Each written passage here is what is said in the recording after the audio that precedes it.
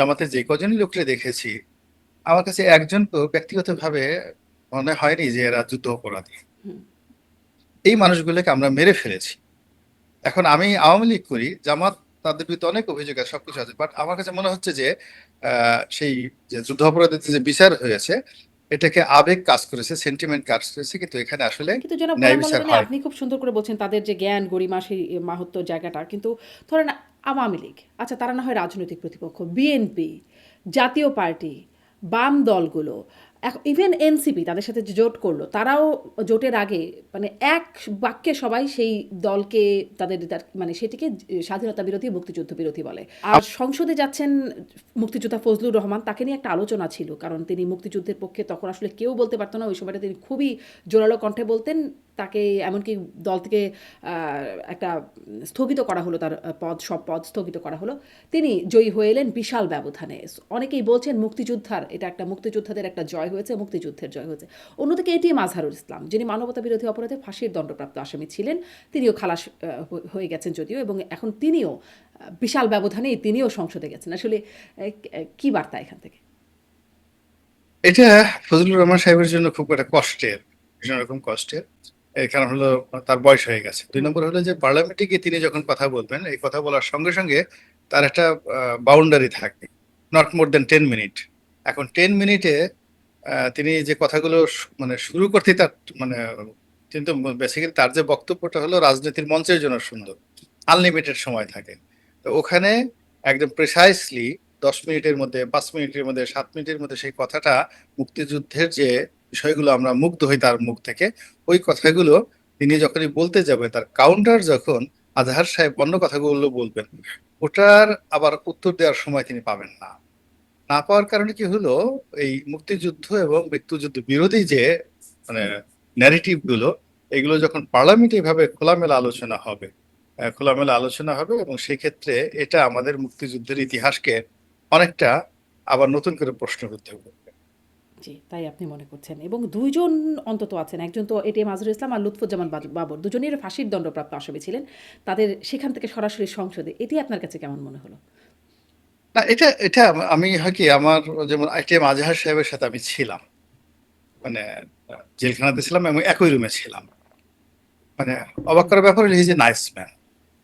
First thing হলো যে আমি জামাতে যে কজনই লোককে দেখেছি, আমার কাছে একজনকেও ব্যক্তিগতভাবে মনে হয়নি যে এরা যুদ্ধ অপরাধী। হুম।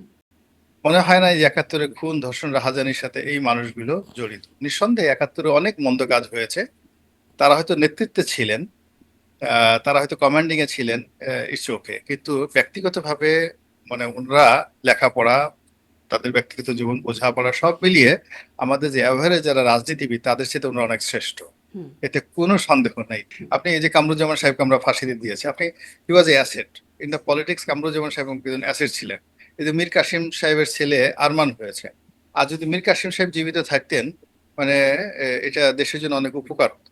সে শুধুমাত্র জামাত নেতা ছিলেন না, তার ভিতরে যে উদ্যোক্তা হওয়ার যে গুণাবলীগুলো ছিল, এবং তার ভিতরে যে ইনোভেটিভ পাওয়ার গুলো ছিল, হুম। এরকম মানুষ 10 লাখে একজন পাওয়া যায় না বাংলাদেশে।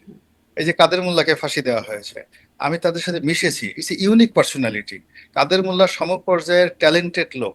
এখন বিএনপি, আওয়ামী লীগ কোনো জায়গাতে সেকেন্ড লোক নাই। কাদের মোল্লার সামনে কলম ধরবে এখন বাংলাদেশে, আমি বলে দিতে পারি যে তার সামনে কলম ধরার মতো কামরুজ্জামান এবং কাদের মোল্লা, এই দুজনের সামনে কলম ধরবে হুম। বাংলা সাহিত্য, ইতিহাস, রাজনীতি, কোনো একটা বিষয় নিয়ে বিএনপি এবং আওয়ামী লীগে প্রথম সারির একজন সিঙ্গেল নেতা নেই। এই মানুষগুলোকে আমরা মেরে ফেলেছি। এখন আমি আওয়ামী লীগ করি, জামাত তাদের বিরুদ্ধে অনেক অভিযোগ আছে, সবকিছু আছে, বাট আমার কাছে মনে হচ্ছে যে সেই যে যুদ্ধাপরাধীদের যে বিচার হয়েছে, এটাকে আবেগ কাজ করেছে, সেন্টিমেন্ট কাজ করেছে, কিন্তু এখানে আসলে কিন্তু জনাব ন্যায় গোলাম বিচার মোল্লা হয়নি। আপনি খুব সুন্দর করে বলছেন তাদের যে জ্ঞান গরিমা সেই মাহাত্ম্য জায়গাটা, কিন্তু ধরেন আওয়ামী লীগ, আচ্ছা তারা না হয় রাজনৈতিক প্রতিপক্ষ, বিএনপি, জাতীয় পার্টি, বাম দলগুলো, ইভেন এনসিপি তাদের সাথে যে জোট করলো, তারাও জোটের আগে মানে এক বাক্যে সবাই সেই দলকে মানে সেটিকে স্বাধীনতা বিরোধী মুক্তিযুদ্ধ বিরোধী বলে। মানে আমাদের সেটা তো আমাদের সেটা তো নিজেকে, কোনো কেউ কোনো এটাতে কোনো সন্দেহ জ্ঞাপন না করে না, না একরকম, এটি তো কেন? সন্দেহ হবে না। মূল ব্যাপারটা হলো আমাদের এখানে সবাই পপুলার রাজনীতি করে, সত্য কথাটা বলার সাহস জামাতেরও নেই।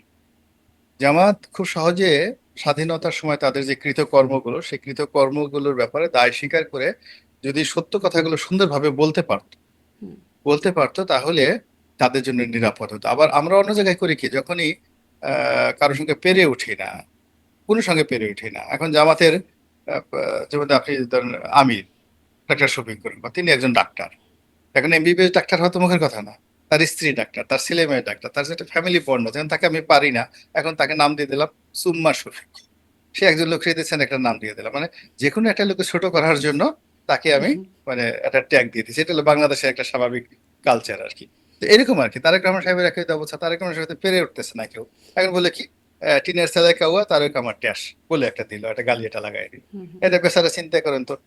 তারপর শেষে 1 2 3 4। তো এই জিনিসগুলো কি আমাদের দেশের, এগুলো বাঙালির এটা খুব ব্যাড কালচার আর কি।